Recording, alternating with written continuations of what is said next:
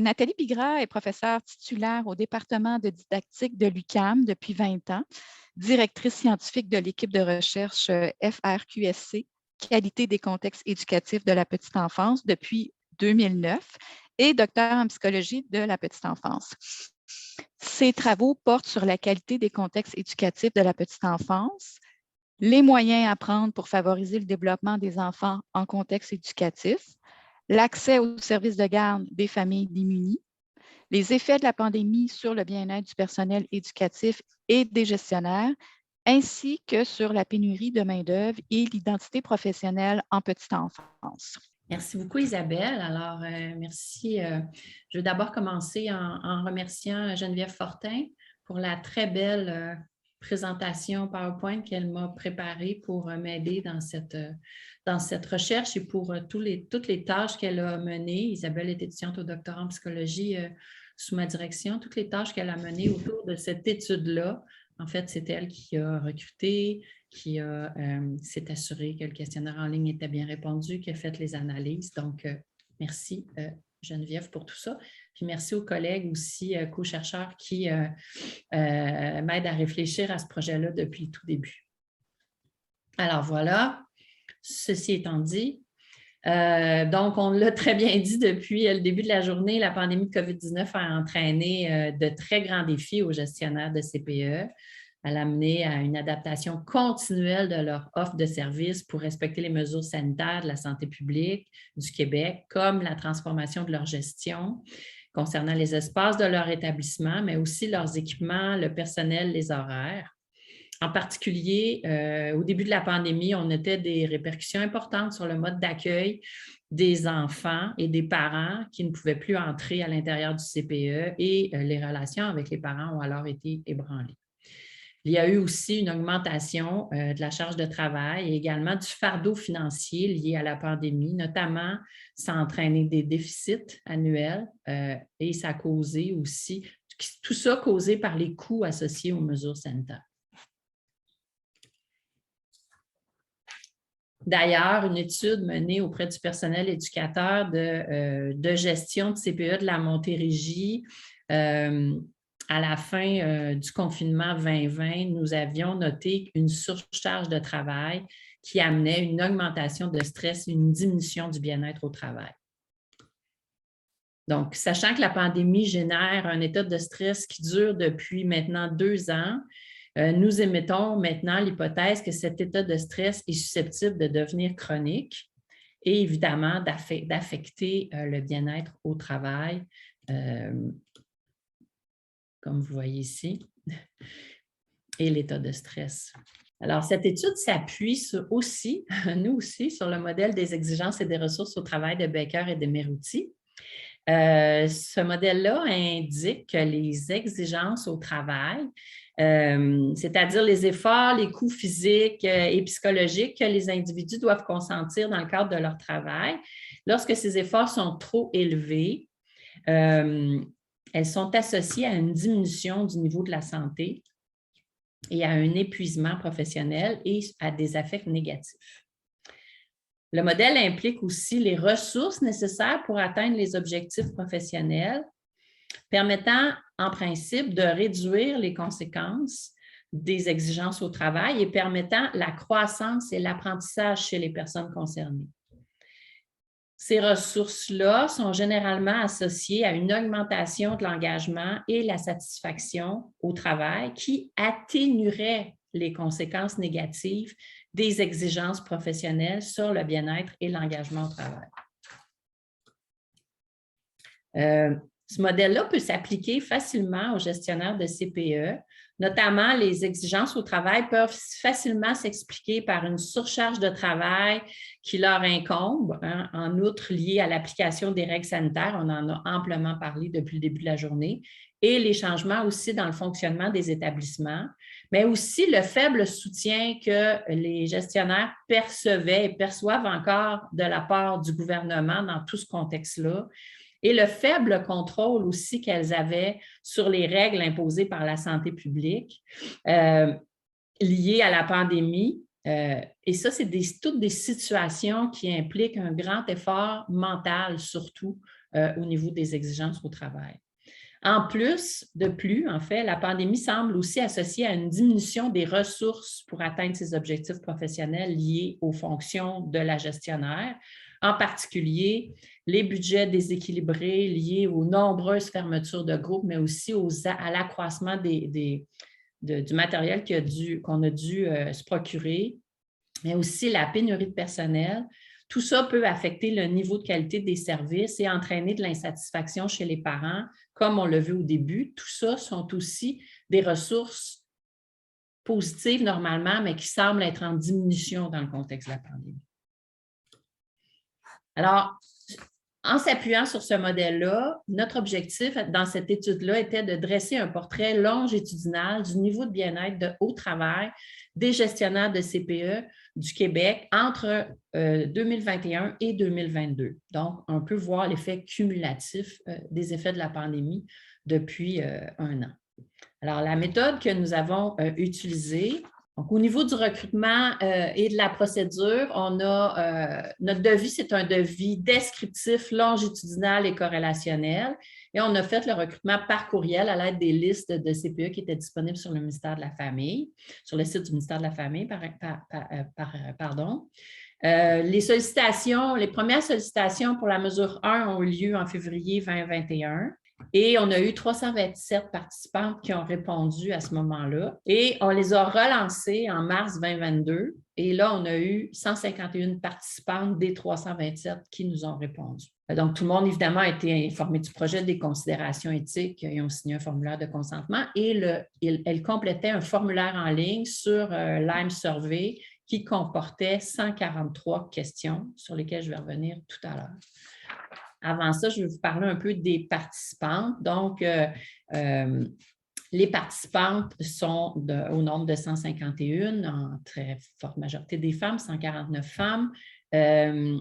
En très forte majorité, il y avait des directions générales, donc les 2 tiers étaient des directions générales, l'autre tiers des directions adjointes, surtout âgés entre 50 et 59 ans ou entre 40 et 49 ans. La plupart avaient un diplôme universitaire, un diplôme universitaire assez majoritairement un programme court ou un certificat. Au niveau du type d'organisation que ces gestionnaires-là dirigeaient, 62 dirigeaient uniquement un CPE, alors que la balance dirigeait un CPE-BC.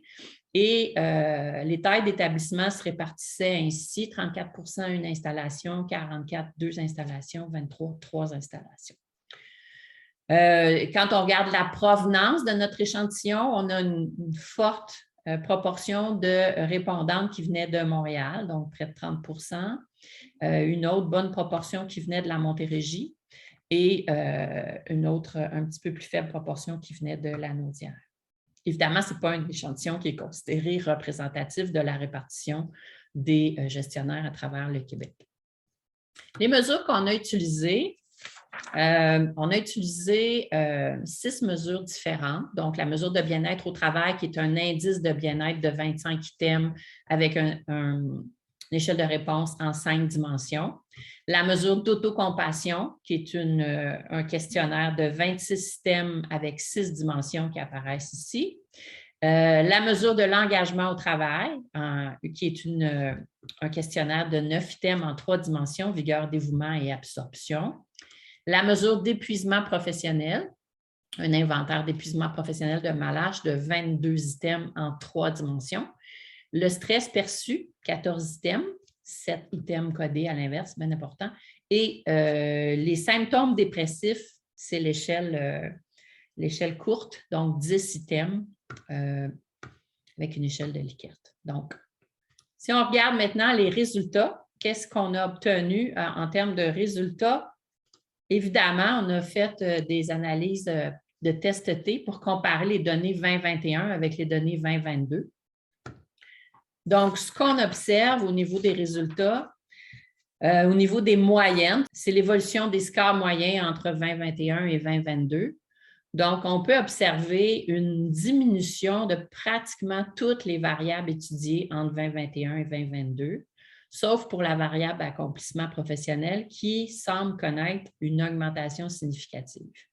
Donc, même si toutes les variables semblent connaître des diminutions de score, seul le bien-être au travail, surtout le bien-être total, l'adéquation, l'épanouissement et la volonté d'engagement, et l'autocompassion, dont l'autocompassion totale, l'isolation, la pleine conscience et la suridentification, et l'épuisement professionnel, donc émotionnel et dépersonnalisation et l'engagement au travail, présentent des diminutions statistiquement significatives. Donc, en bref, là, en d'autres mots, là où vous voyez des petites étoiles, les diminutions sont statistiquement significatives entre l'année 2021 et l'année 2022. On a aussi, on ne présente pas sur une diapo, mais on a aussi observé un changement de répartition des proportions dans les niveaux de certaines variables pour certaines variables qu'on considère particulièrement importantes. Donc, si on pense, par exemple, à l'épuisement professionnel, elle est passée, l'épuisement professionnel au niveau de la dépersonnalisation, le niveau est élevé, est passé de 12,6 % en 2021 à 20,5 % en 2022. Donc, ce qui est un gros changement au niveau du niveau élevé, ce qui est assez inquiétant. Au niveau des symptômes dépressifs, ce qui signifie que les personnes, quand ils ont des symptômes dépressifs, sont considérées comme avoir des symptômes dépressifs à un niveau clinique. Les symptômes dépressifs cliniques sont passés de 10 % de notre échantillon en 2021 à 19,9 % de notre échantillon en 2022, ce qui est quand même aussi assez préoccupant. Et on a aussi des changements au niveau de la vigueur au travail qui est devenue, et la vigueur faible au travail est passée de 20 % à 24 %. Donc, c'est quand même aussi des résultats préoccupants. Alors, qu'est-ce que ça signifie, ces résultats? Donc, si on regarde le modèle théorique de Demirrouti, sur lequel on a abondamment discuté tout à l'heure, on peut émettre l'hypothèse que la surcharge de travail liée à la pandémie aurait des effets, semble avoir affecté en fait toutes les composantes de la tâche des gestionnaires. Donc, en fonction du modèle théorique des exigences et des ressources au travail, il semble qu'on observe un cumul des effets de la gestion des mesures sanitaires de la santé publique, donc qu'on peut appeler une fatigue pandémique. Et cette fatigue pandémique-là, elle nous semble être accrue par la 5e vague, parce que je vous rappelle que cette collecte de données-là, elle a eu lieu tout de suite après la 5e vague, donc en mars 2022, alors qu'à d'autres moments, on aurait pu avoir l'impression que les gestionnaires commençaient à sortir un petit peu la tête de l'eau. Donc, on sait aussi que la pénurie du personnel s'est considérablement accrue depuis 1 an.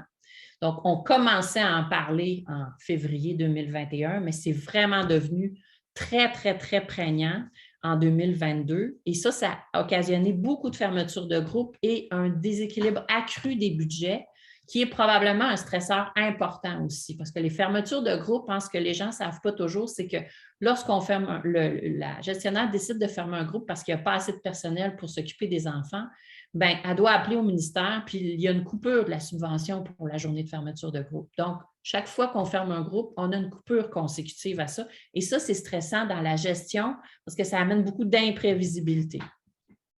Donc, tout ça, c'est susceptible, évidemment, d'affecter négativement la qualité des services, entre autres pour l'instabilité pour les enfants occasionnée par les fermetures de groupe et aussi occasionnée par l'absence du personnel éducatif qui se trouve à avoir dû quitter pour aller à la maison en cas de COVID, soit parce qu'eux-mêmes avaient la COVID ou leurs propres enfants avaient la COVID.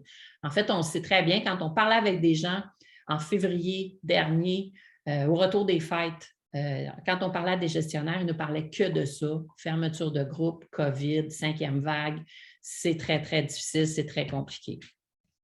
Même s'il y a plusieurs ressources disponibles pour permettre aux gestionnaires d'atteindre leurs objectifs personnels, comme on sait que les relations sont généralement positives au travail, les relations sont de qualité entre les collègues, le climat est positif, on peut penser, on peut émettre l'hypothèse pour expliquer cette détérioration de leur bien-être, que ces ressources ont pu aussi être affectées par la fatigue pandémique. Donc, le résultat cumulatif de la pandémie, ça peut expliquer aussi les résultats qui sont à la hausse au niveau des taux d'épuisement professionnel, au niveau des symptômes dépressifs, mais aussi la diminution de l'engagement au travail et de l'autocompassion qu'on a observée.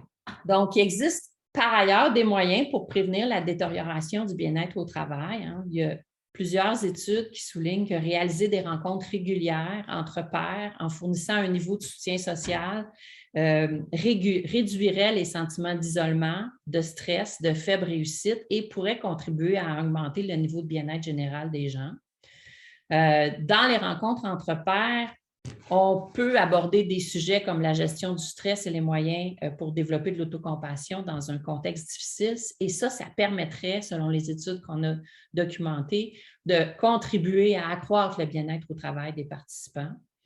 Par ailleurs, le dispositif d'accompagnement réflexif reprendre son souffle, dont je vais parler tout à l'heure, est justement associé à une augmentation, un accroissement du bien-être au travail, un accroissement du sentiment de compétence et un accroissement du niveau d'autocompassion. Alors, en conclusion, évidemment, les effets de la pandémie semblent avoir des effets à long terme sur le bien-être des gestionnaires. Donc, le contexte de la pandémie de COVID-19, on l'a dit, c'est vraiment un accélérateur des défis des gestionnaires qui étaient déjà présents auparavant.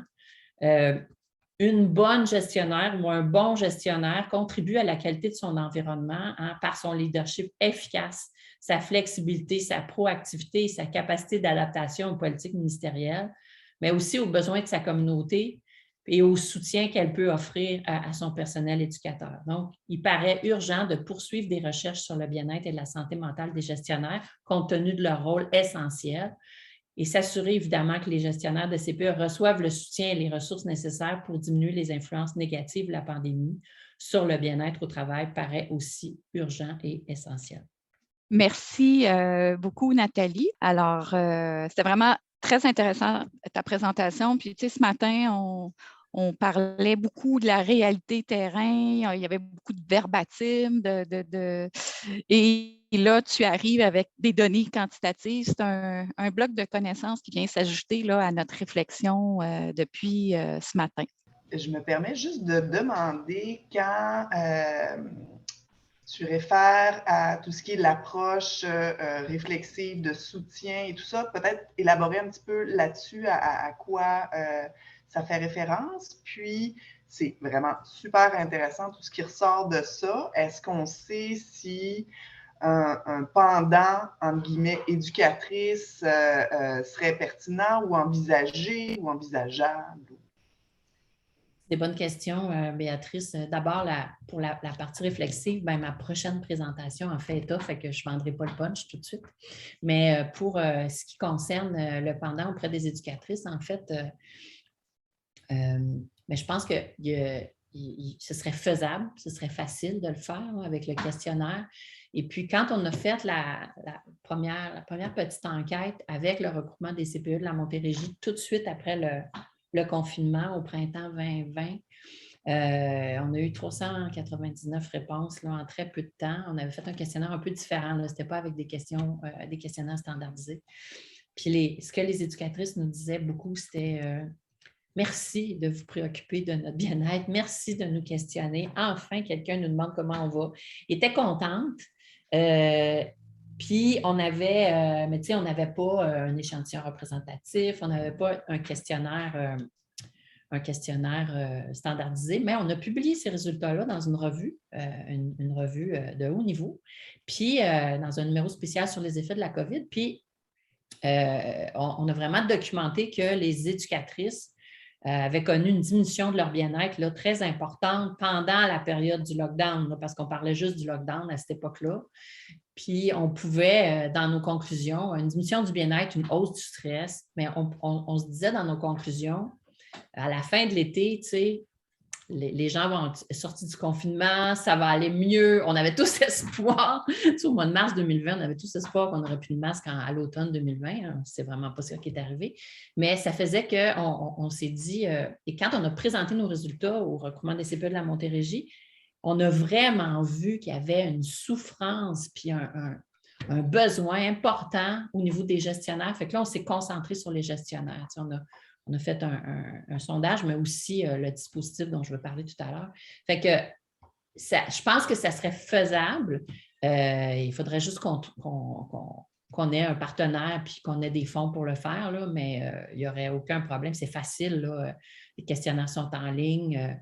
Mais il faut vous dire qu'actuellement, on rencontre des gros défis à recruter dans le domaine là, parce que les gens sont fatigués. Puis remplir un questionnaire de soir, de fin de semaine, ça ne leur tente pas.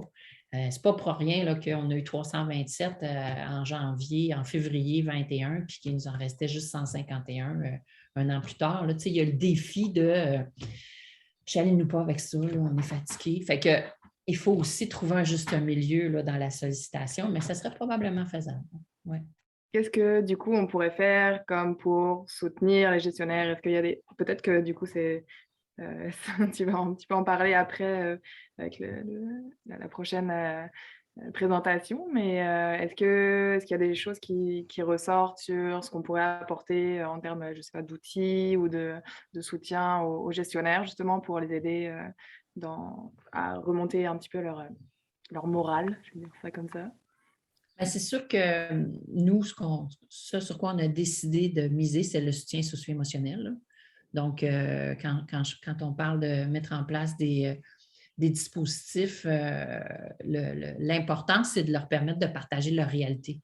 C'est de leur permettre d'échanger. C'est un peu, je fais du pouce même sur ce que Kathleen disait tantôt, parce que c'est très, très proche au niveau de la réalité.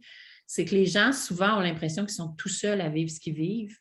Et lorsqu'ils ont l'occasion d'en discuter entre elles, se rendent compte qu'elles ne sont vraiment pas toutes seules dans la situation. Et ça, c'est d'une certaine façon réconfortant parce que malheureusement, la pandémie, elle n'est pas terminée puis elle va se continuer. Donc, il y a donner l'occasion aux gens de se rencontrer, de discuter, d'échanger entre eux. C'est des pistes à réfléchir de manière très sérieuse. Puis, bon, il y a déjà beaucoup de lieux qui sont offerts là, aux gestionnaires. Puis, je pense qu'il faut insister sur le fait que souvent, elles disent je suis complètement débordée, je n'ai pas de temps, je ne vais pas faire ça en plus, je n'aurai pas le temps. Mais je pense qu'il faut se permettre d'insister auprès d'elles pour qu'elles prennent ce temps-là parce que celles qui le font, après, se sentent beaucoup mieux à la fin de la journée. Donc, il faut se permettre de dire aux gens oui, c'est vrai, ça va te demander du travail, tu vas courir pour te rendre jusqu'à la rencontre, mais tu vas voir quand tu vas être à la rencontre et que tu vas discuter avec tes collègues, avec tes pairs, les épaules vont descendre, tu vas te sentir mieux. Tu sais. Et ça, c'est le défi principal parce qu'elles sont constamment sollicitées, toujours en train de se demander comment elles vont passer à travers leur journée. Là, je les recrute actuellement pour un autre projet, puis c'est encore ça, là, mon Dieu, comment tu veux que je trouve ce temps-là dans ma semaine? Tu sais? Fait que c'est très... c'est très paradoxal là, comme situation, mais il faut vraiment leur donner l'occasion de se rencontrer, de discuter puis d'échanger. Je pense que c'est vraiment la solution. Puis après, de quelle façon? Je vais en parler tantôt. Ce n'est pas vraiment une question, mais juste dire qu'au niveau du traitement des données, est-ce que vous avez déjà regardé comment est-ce que vous prédisez le changement entre les deux temps avec les données de ressources et de demandes? Non, on n'a pas encore fait ça. Parce que j'aimerais voir comment ça prédit les chutes. Oui, là, évidemment, on a des hypothèses, mais on n'a pas fait d'analyse plus complexe par rapport à ça. Fait que c'est la prochaine étape, justement, là, qui va. On a collecté ces données-là il n'y a vraiment pas longtemps. On les a collectées pour le colloque. Un peu comme toi, Cathy? Donc, ça va être notre prochaine étape, d'essayer de voir quels sont les déterminants ou les prédicteurs de ces scores-là. Oui, tout à fait.